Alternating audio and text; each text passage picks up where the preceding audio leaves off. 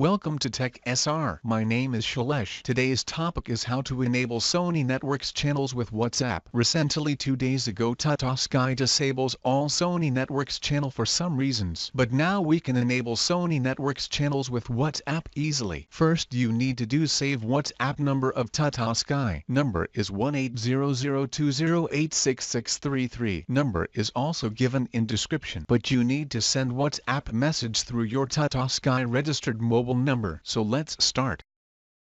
Go to your WhatsApp and open Chats tab.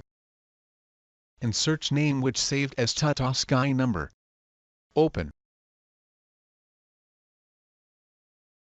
Type message in capital letter as add Sony.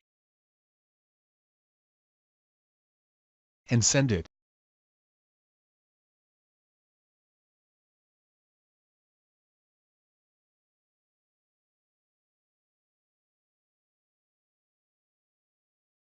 After a few minutes you will get confirmation message in replay your Sony channel is enabled.